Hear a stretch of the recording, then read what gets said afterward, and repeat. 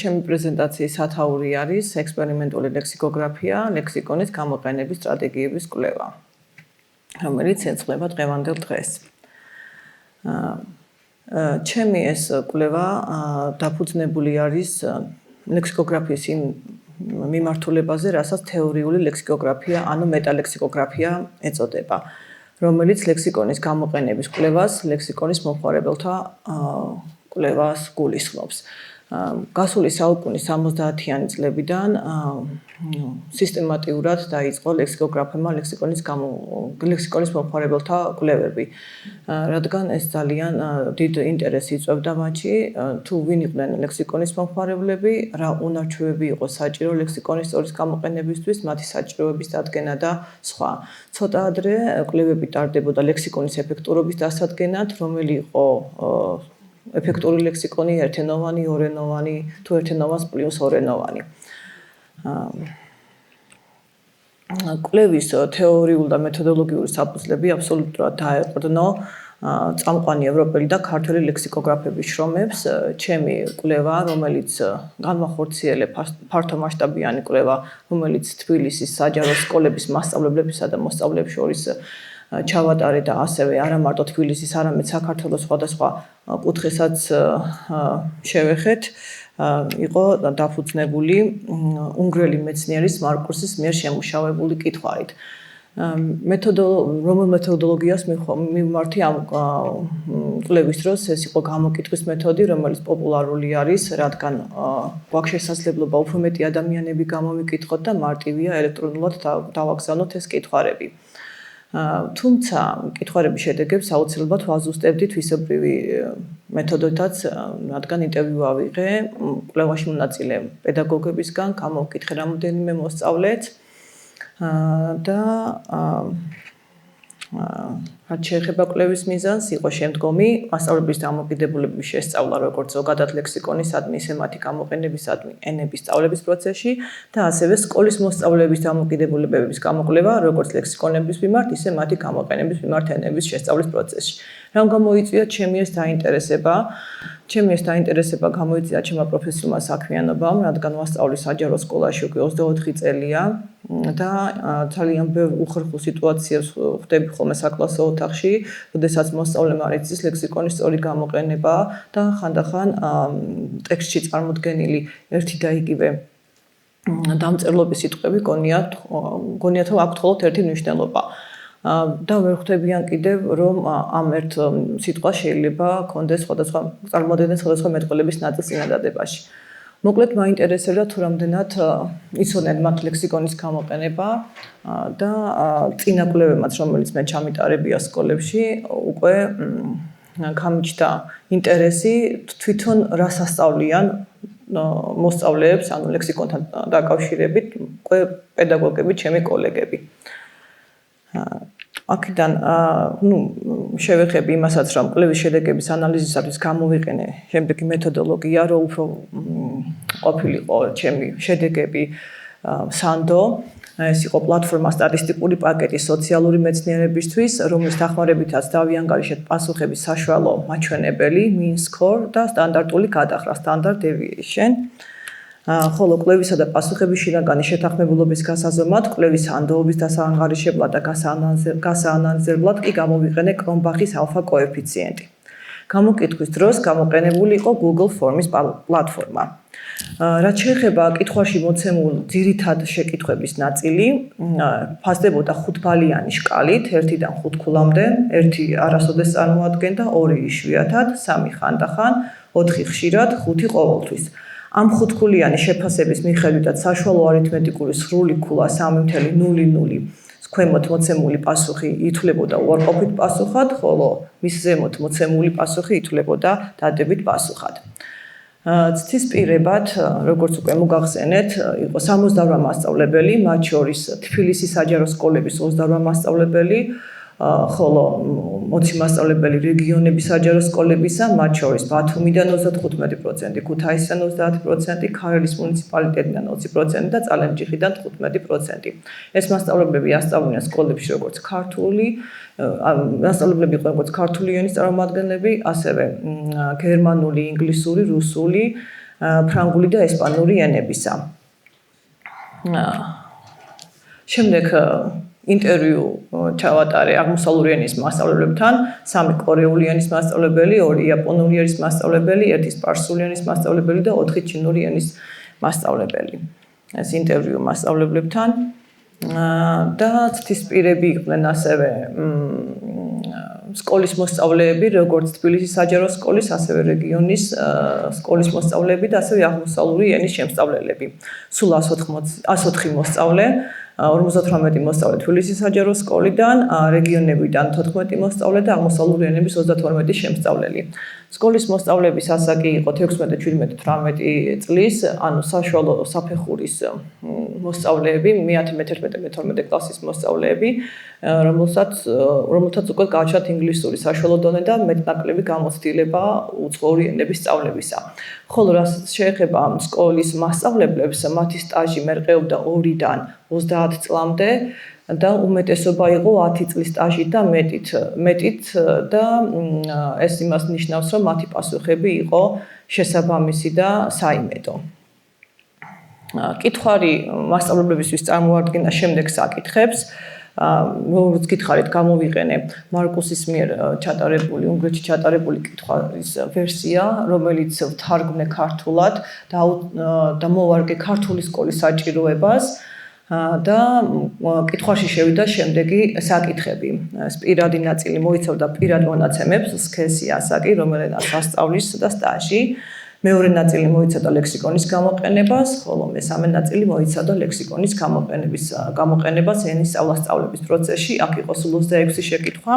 რაც შეეხება კითხვას მოსწავლეთათვის, ესაც პირველი ნაწილი მოიცავდა პირად მონაცემებს, სქესი ასაკი, რომელენას სწავლობს და დავამატეთ შეკითხვა, რა მიზნით იყენებენ ისინი ლექსიკონებს სწავლის პროცესში თუ ისე მეორე ნაწილი ლექსიკონის გამოყენებას, თუ რომელი სახისა და ტიპის ლექსიკონებს იყენებდნენ, ხოლო მესამე აქ ლექსიკონის გამოყენების ენის სწავლების პროცესში აქ სულ 36 კითხვა, კითხვაში დავამატე აქ ხელოვნურ ინტელექტთან დაკავშირებული საკითხები, რადგან თანამედროვე თაობა ძალიან ხშირადაც მიმართავს და ძალიან მოსწავლთ, როცა მიმართავენ ციფრულ ტექნოლოგიებს. შედეგების სანდოობა წარიმართა შემდეგნაირად, რომ პასუხების სტანდარტული გადახრის მაჩვენებელი ყველა კითხვარის ეს მასწავლებლების იქნებოდა მოსწავლეების მიხედვით მერყეობდა ერთზე მეტი მაჩვენებლით, რაც მიუთითებდა მასწავლებლების თუ მოსწავლების მიერ გამოთქმული მოსაზრებების საკმაოდ ფართო გავრცელებაზე. ხოლო კვლევის ამ ნაწილის შედეგების სანდოობასა და შინაგან შეთანხმებულობას, რომელიც გაიზობა კრომბახელ ალფას კოეფიციენტით, შეადგენდა 0.993 და ეს ორივე მაჩვენებელი არის ძალიან მაღალი მაჩვენებელი, რომელიც მიუთითებდა კითხვების შინაგან შეთანხმებულობაზე და იმაზე, რომ ისინი თანმიმდევრულად ზომავენ კვლევის ძირითად კითხვას, მასწავლებლების თუ მოსწავლეების მიერ ლექსიკონის გამოყენებისა და ზოგადად ლექსიკონის გამოყენების აღქმას. მასწავლებელთა კვლევის შედეგები.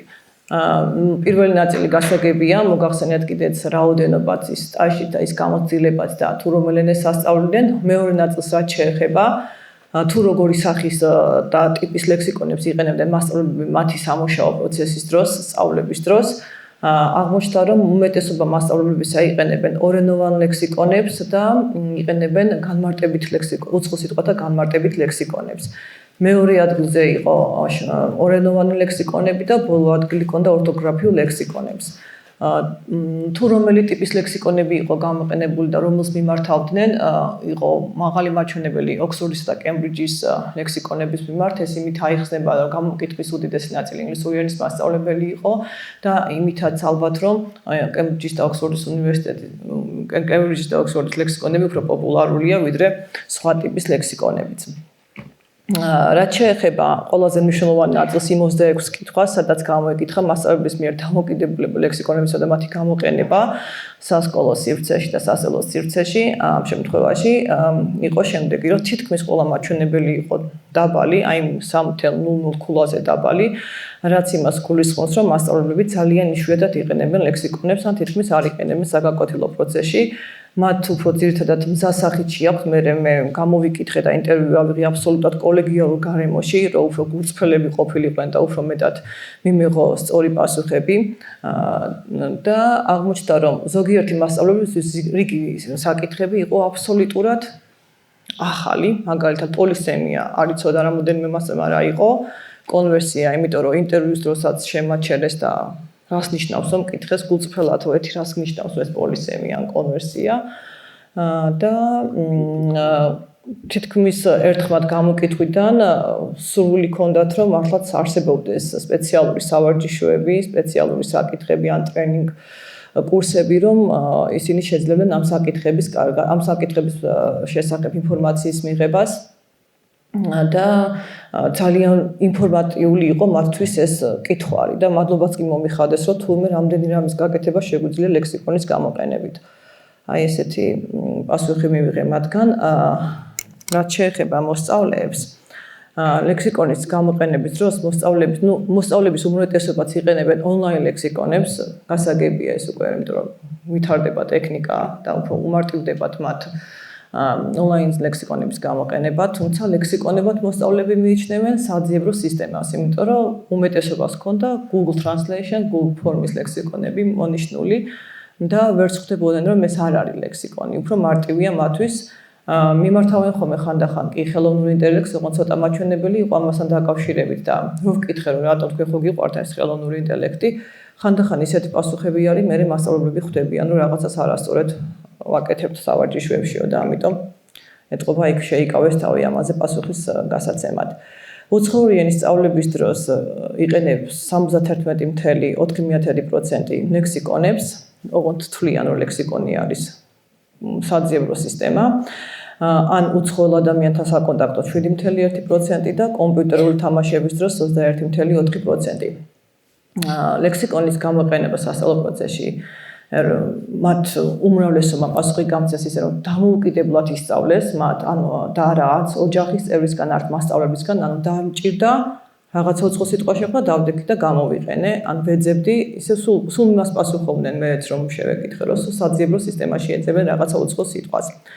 ლექსიკონები მოსწავლების პასუხების მიხედვით არ გამოიყენება არც მარწერის შესამოწმებლად, არც წარმოთქმისთვის, არც გრამატიკული ინფორმაციის მოსაძიებლად, არც მნიშვნელობის დასადგენად. ერთმა ისიც მიპასუხა, რომ გრამატიკის წიგნები ხო არსებობენ და რა გრამატიკული ინფორმაცია უნდა მივიღო ლექსიკონიდან, ამიტომ რომ საერთოდ ვერ ფლობდა ვერანაირ ინფორმაციას. მოსწავლეების სურვილი კი ყველაზე მნიშვნელოვანი რაც იყო, რომ ისწავლონ ლექსიკონის სწორად გამოყენება, იყო ძალიან დიდი. ყველაზე მაღალი მაჩვენებელი სწორედ აი ამ შეკითხვას ჰქონდა მათი მხრიდან. რომ დავასკვნათ და რომ დავსვათ ესეთი კითხვები, რატომ ლექსიკონის გამოყენების სწავლება და რას გულისხმობს ლექსიკონის გამოყენების სწავლება, ან ლექსიკონის გამოყენების უნარჩვევების განვითარება. რა ასპექტებს მოიცავს ლექსიკონის გამოყენება და რა იციან მოსწავლეებმა? იციან კი მათ, რომ ინგლისურში, ანუ ლექსიკონებში არსებობს ფონეტიკური ეს ამბანის მიხედვით დაწყობილი სიტყვები. იციან ტრანსკრიფცია, ან სადასვან სწორი მახვილი, ან ის რიგითი საკითხები, პოლისემიური სიტყვის კონტექსტუალური მნიშვნელობის ძიება ლექსიკონში, ფრაზული ზნების, პოლისემიის, ომონიმიის განსაზღვრა და სხვა საკითხები. არ იციან და არ იციან ერთი მიზეზით, იმიტომ რომ არ ასწავლეს, ხო? არ ასწავლეს მათ და ყველაზე მნიშვნელოვანი არის ის, რომ ზოგიერთი ადამიანისთვის ლექსიკონის გამოყენება და ლექსიკონის სწავლება თურმე იმდენად მარტივია და იმდენად ზედაპირული, რომ ინსტრუქციის საშუალებითაც შეგვიძლია ჩვენ გზა გავიკვლიოთ ლექსიკონში, რაც აბსოლუტურად აბსურდია, რადგან ლექსიკონის გამოყენებას სჭირდება არა მარტო თეორიული ცოდნა, არამედ პრაქტიკულიც. სჭირდება იმ სავარჯიშოების შესრულება, რაც მისი გამოყენების უნარებზე გაგვიყვანს, ყოველდღიური წვრთნა, გადამოწმება, შემოწმება მოსწავლეებთან უკავშირი და ეს არის მუდმივი პროცესი. არ შეიძლება მისი მხოლოდ ასე ზედაპირული ყურება და მხოლოდ ინსტრუქციის ფარგლებით ხელმძღვანელობა. ყველაზე მთავარი კი არის, რომ ლექსიკონის გამოყენების კულტურის დაბრუნება უნდა მოხდეს და სწორედ აი ამის გააზრებით უნდა დაიწყოს ყველაფერი სასწავლო პროცესში და სკოლებში არსებული ვითარება, რაცაც ვისაუბრე, არ არის მხოლოდ საქართველოს პრობლემატური, ეს არის პრობლემატური ჩვენ საზღვრებს გარეთაც. აქედან გამომდინარე შემიძლია წარმოგიდგინოთ შემდეგი სახის რეკომენდაციები, რომ საჭიროა პრაქტიკული ლექსიკოგრაფიის მოდულის შემუშავება სკოლის მოსწავლეებისთვის, საინიციატივო ჯგუფის შექმნა მოხალისე მასწავლებლებისგან, დეტალური გეგმების შედგენა პრაქტიკული ლექსიკოგრაფიის მოდულის განხორციელებისათვის, მნიშვნელოვანი იქნება თანამშრომლობა განათლებისა და მეცნიერების სამინისტროსთან, სპეციალური სალექციო კურსისა და ტრენინგ კურსის შექმნის საჭიროება მასწავლებლებისათვის თანამედროვე ლექსიკოგრაფიის მნიშვნელობაზე. მადლობა ყურადღებისთვის.